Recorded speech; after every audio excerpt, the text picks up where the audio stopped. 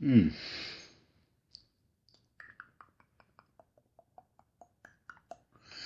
Recording 12, 13 seconds. Yeah. Some people write books.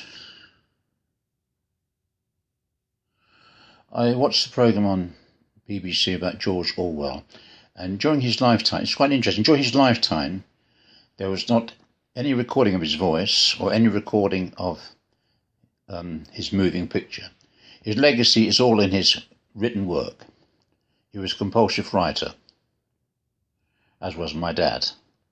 But now we're in an age of social media, video, digital age, and I like to write. I have written when I was younger, but now I find it quite difficult. To me, it takes a long time to write a decent piece of prose. It needs a lot of editing because I like to get the grammar right. So you'll have to forgive me now, but I'm going to start to tell little stories which I think might be of interest to people when I'm not here any longer. None of us is immortal, and I know my dad, he was in the Navy for 15 years and told me lots of stories about he was in the submarine service for 7 years, and I'd love to have been able to hear or see pictures of his life and to hear his voice.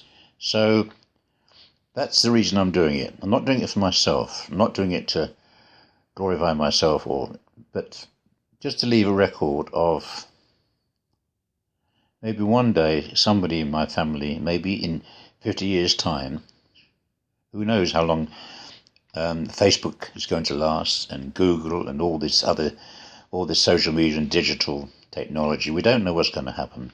But now I don't use tapes any longer. I don't use VHS tapes. I hardly ever use a DVD or a CD. Mostly it's all online. It's either streamed. So let's see if I can start with something quite interesting from my life. Something significant. Well, I guess the most significant thing that happened to me was when we moved from St. Albans to London, to Breakspears Road in Brockley, SE4, 97 Breakspears Road. I was then 14, and my dad had rented a house through an estate agent, and he'd only declared that he had 2 daughters, because we rented only, I think we rented only the bottom flat, and which only had 2 bedrooms. So 2 girls could share a bedroom, and my mother and father could share a bedroom. So I was farmed out to my auntie Chris in Hampshire for about 6 months. And I could honestly say it's one of the happiest 6 months I've ever spent in the countryside.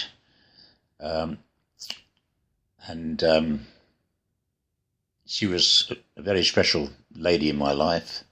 She was my father's sister.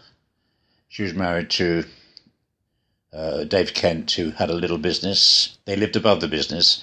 They lived right on the corner of Crookham Crossroads in Hampshire, and he had a filling station there, and he also did repairs. Sometimes I would go into his workshop and watch him working on maybe bicycles or motorbikes or cars. But most of the time, my auntie Chris would give me a bag of sandwiches and a pot of orange squash, and she had a little dog called Perry, a little white dog called Perry, little terrier called Perry, and off I would go for the day, wandering in the countryside, exploring. There were a lot of army training areas there. I used to like to go and watch the tanks manoeuvring. I would creep around as if I was some kind of spy without being observed. Lived in a bit of a fantasy world, and before the summer holidays, they sent me for a few weeks to a private school, which was quite a strange experience because they were all kind of upper class kids, quite different from me. Didn't learn anything there. As far as I remember, there was literally no discipline. Anyway, the summer I spent there with my auntie Chris, and Dad came to visit me during the summer, and he took me to visit some cousins in Aldershot, and we went to see his sister Madge, who was married to Norman. We also went to see some other relatives, my cousins, Daphne, Biddy, and so then returned with my dad to the new flat in Breakspears Road. And, oh, sorry, if I can just go back a little bit, because it's quite interesting. I think that my auntie Chris was a spiritualist, and she had said that she went to the spiritualist church and she conducted seances. She was a medium. She was a psychic medium, and she was a very down to earth, not a dramatic person in any way. And I was very interested, very curious, and she said that she had lived before in the 17th century, and that she was living in France, and during the time when she was in a trance, she spoke in French and wrote in French as well. She'd never studied French at school, so I guess that was fairly genuine. But anyway, getting to my point, the effect it had upon me, that I had, as a boy, I'd been a choir boy for 4 or 5 years in Bristol. Also, I'd been to Sunday school, but I didn't regard any of those experiences as a religious experience.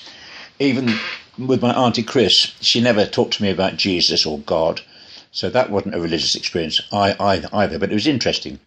It was food for thought. So I had 1 year to do in London, and my mother took me to find a school. The first school, which was quite close to our house, it was during a break time, and all the boys and girls were outside, and it seemed to be quite a rowdy kind of school. And my mother looked at my face, and I think I was quite a timid kind of boy. I wasn't very big when I was 14, and I didn't like schools that were too rough. I was not a fighter, but anyway, she looked at me and she said, "Oh, you don't like that school, do you?" I said, "No." So she took me to another school about a mile away called Stillness Road School in Brockley Rise, and I went there for a year and did okay. Did quite well.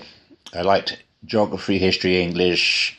I wasn't particularly good at maths, but I was okay. So from there, I took my first job in London when I was 15. I worked in Fleet Street. I was going to be a cub. I was going to be a reporter, and my job description was actually a cub reporter. So that was very interesting, and I was working in the circulation department, and I was at night. I was doing night classes for shorthand and typing. If you want to be a reporter, you've got to learn to type, to be a touch typist, and to be able to write in shorthand. So there were very long days, probably from 7 in the morning till 10 at night. And I'm not saying that was what caused me to become ill. It's only upon reflection many years later that I thought that maybe in the canteen I would have cream of tomato soup. Now, I have researched what can cause Crohn's disease, and certainly that if you have cream which has gone off with some bacteria. But anyway, to cut a long story short, I became quite ill, and I was having very bad bouts of diarrhea and terrible stomach cramps and could not eat anything. And by October, my mother took me to the doctors. Walking down the road, I had to stop constantly, bent double in pain. Eventually, she got me to the doctor's surgery, and he at once, after an examination, he called an ambulance, and I was taken to St. John's hospital. And I was there. Of course, I had barium meal X-ray, and I'm not going to go into all that. But the thing is, I reckon I went down to about 40 kilos. I was there 6 months. Most of that time, I was in pretty bad pain, and really I just wanted to be left alone. I never thought about dying, and I didn't have any thought of would God save me or nothing. But I think my parents really thought I probably would die. My father, I don't remember him coming to visit me, but Mum did. And the visits were not easy for her or for me. Nurses were constantly trying to get me to sit up and prop me up with pillows. I just wanted to curl up in a little ball. And there was not very much food that I could eat. I think I had a lot of steamed fish.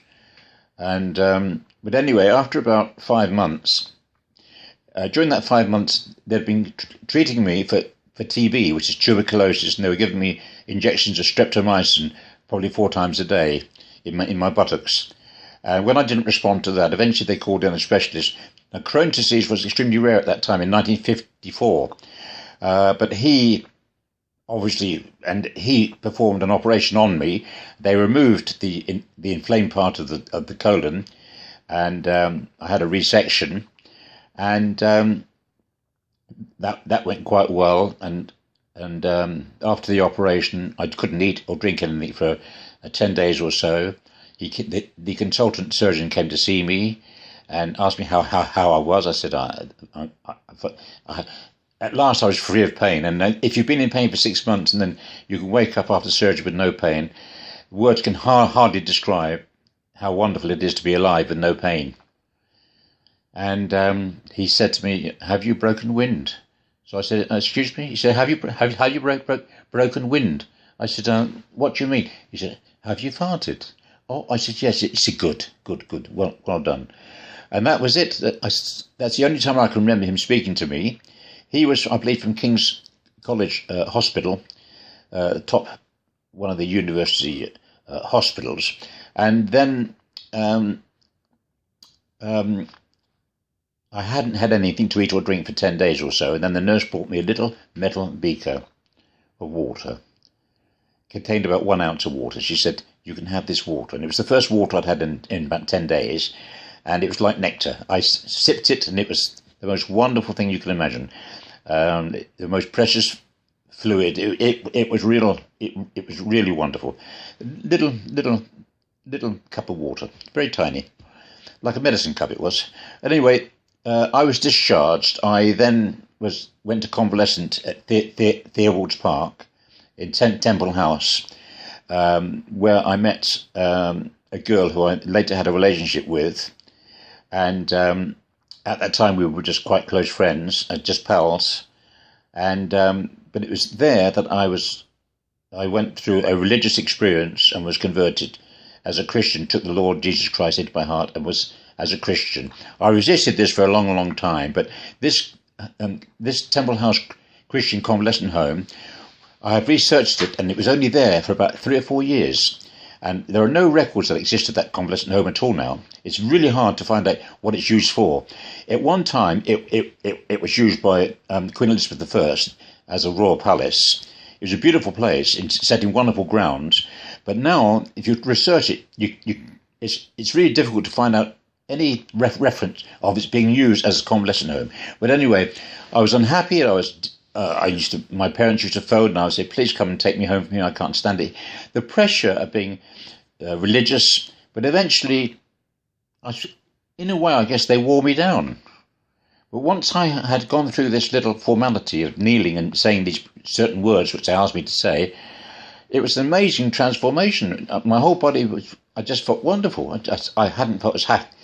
It was a wonderful spiritual experience, and I can only think that I was wondering whether my auntie Chris in Hampshire had been praying for me in hospital, and also at that time, because I know that she always called me her darling Bobby.